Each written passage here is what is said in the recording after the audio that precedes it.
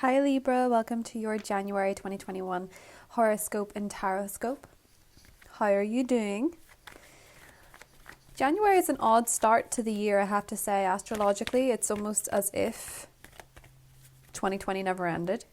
But once we're out of January, things feel very differently indeed. And although everything is new, nothing seems different, but it is. January pulls you to balance your scales between your public and your private life. 2020 had an uneven tip to your private life. 2021 with Jupiter and Saturn in Aquarius is trying to pull you out of that. But with their squaring energies, their tension with Mars and Uranus in Taurus, a very intimate and private place for you, it feels hard to figure out where you should be at times. At the same time, there is that beautiful new moon in your 4th house that is conjunct Pluto, meaning that your family life and your private life and even how you view your childhood is all subject to great transformation, great change. How do you want to be in terms of being a husband, a wife, a partner, a mother, the Empress, a father? How do you want to use that 4th house energy to start something new? Maybe you've decided you want a child. Maybe you've decided you want to start a family. Maybe you've decided you want to create a business with somebody. The power of 3, a beautiful addition to a duo. A beautiful addition in general. That's what you want to create with this new moon. That is what you want to start for yourself. And the full moon this month in Leo is a time for you to see some kind of fruition in terms of realizing who is really in your corner and how you could devote more time there rather than spending your time in more flighty areas that don't have much abundance or manifestation within them. So that's important. The challenges of the squares this month and the fixed signs are simply challenging any area in your life that's become stubborn or stuck, any area in your life that has become a void or celebrating what you've missed celebrating. Figuring out the things and the people that really matter, especially friendships. That full moon in Leo is going to show you who your friends really are, who your communities really are, the people around you that really have your back. For a lot of you, it comes in the form of other Libras and Taurus. Realizing that these signs, or these people in particular, are part of your soul tribe, your destiny. They make you feel better. Spend time this month with people that make you feel better. As you try to balance your public and private life. You need people that make you laugh.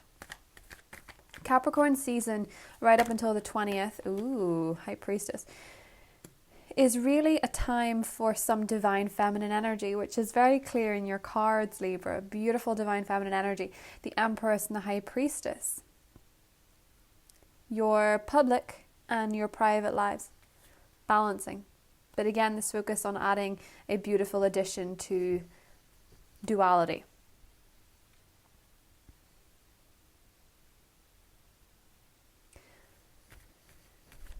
For many of you with the 3 of Cups and the High Priestess, you're becoming a little bit of, or maybe you already are, but a lot of you are going to be the person that everyone goes to with their problems. You know, they want to tell you what's going on with them. They want to ask your advice. They want you to tap into energies.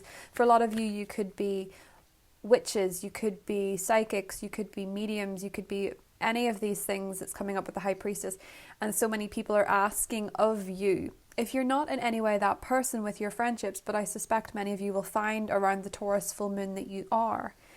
A lot of you are finding, with Mars having left Aries, that your focus is very much on intimate relationships and being with somebody and making sure that that person is a good fit, you know, using your intuition.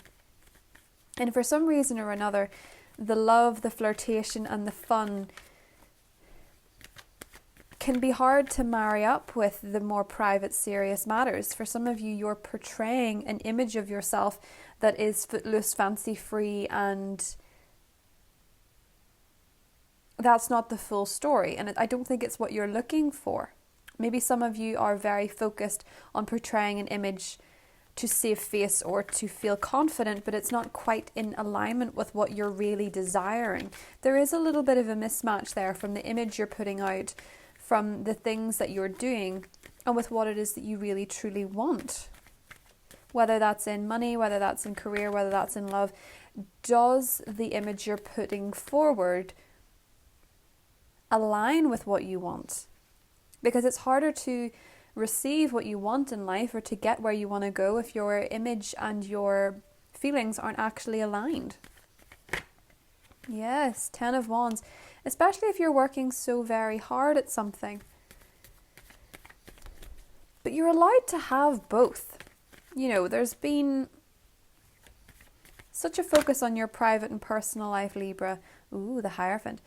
And there's been such a focus there of you having to be very present for family, really having to figure things out for family, spending more time with family.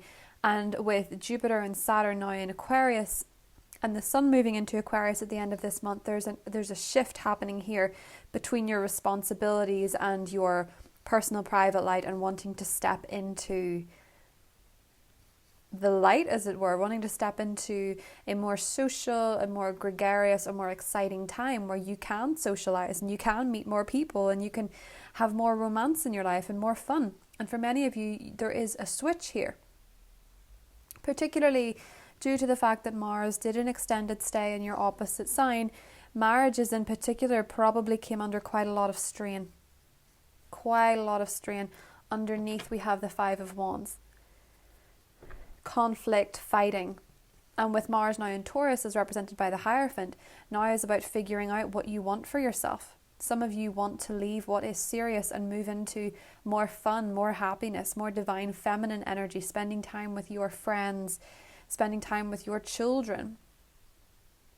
And that's not to say all of you are going to leave relationships. That's not at all what I'm saying.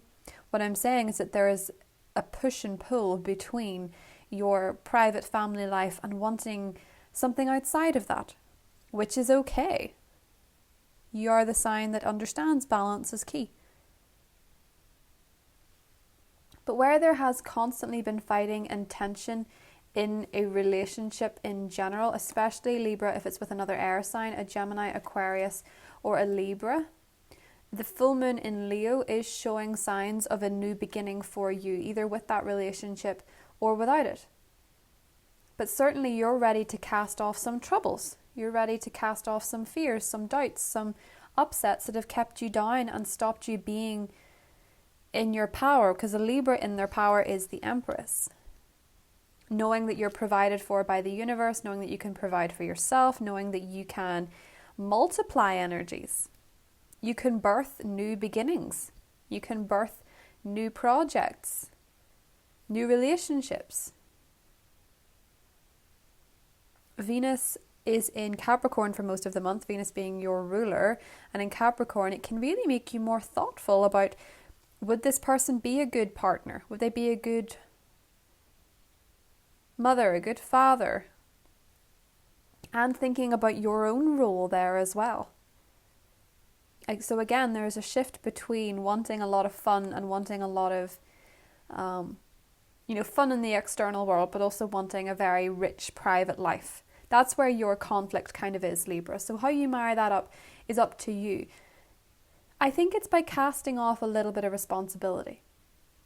I think it is by finding spirituality, your moments of present, being in the present moment, mindfulness in your responsibilities, learning to breathe in moments of high stress, feeling like you have the weight of the world on your shoulders, and turning to something that gives you peace, something that gives you comfort, and finding a lot of answers there, finding a lot of peace, finding a lot of solace, finding a lot of understanding.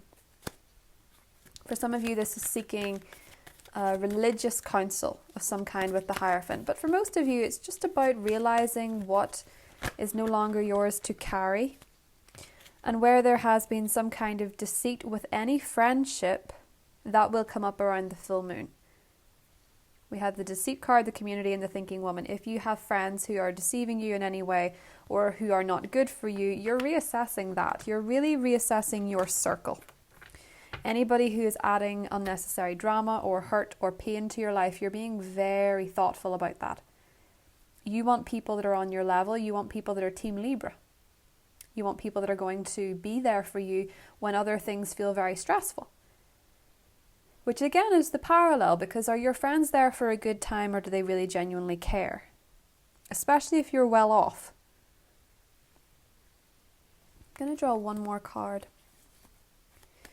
The square, two more cards. You have the fire signs, the Aries, Libras, and the Sagittarians. But again, this mother-child dynamic coming up very strongly for Libras.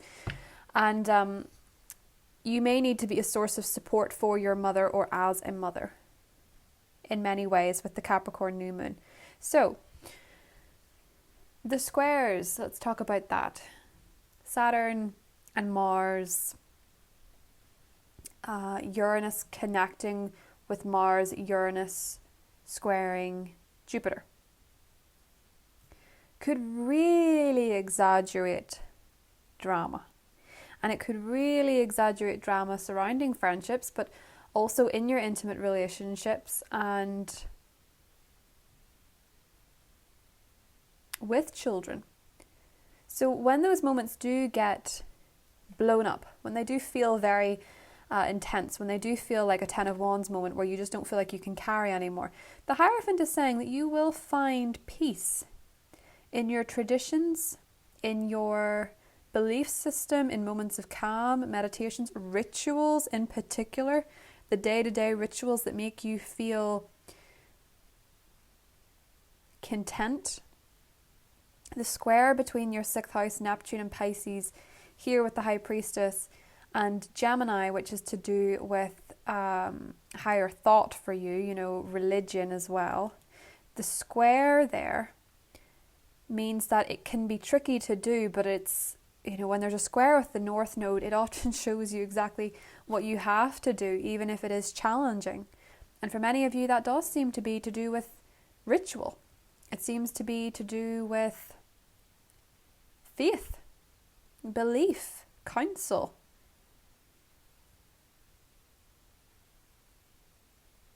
That seems to be a really saving grace for you this month when you feel like things are overdone. When you feel like there's heightened energy, intensity, push, pull kind of energy. But there's certainly a lot to celebrate. There are new things being birthed into your existence. There's new things to be grateful for, new abundance, new understandings of the self, new understandings of your divine feminine energy. Especially those of you that are in spiritual practice of any kind or have a very set belief system. There's a lot of comfort there. There's a lot of understanding. There's a lot of realizing your true potential and your true power this month, especially with the Queen of Wands and the Page of Wands. There is also with the 4th house, this new moon, healing through understanding your inner child, through making peace with your inner child, through working with your inner child.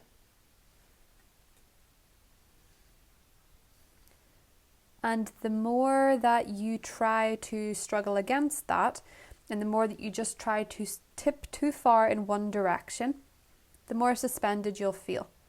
Again, especially if it's with a fire sign in Aries, Leo, Sagittarius, because around that full moon, Mars has a lot to say about your intimate relationships and where you're selling yourself short.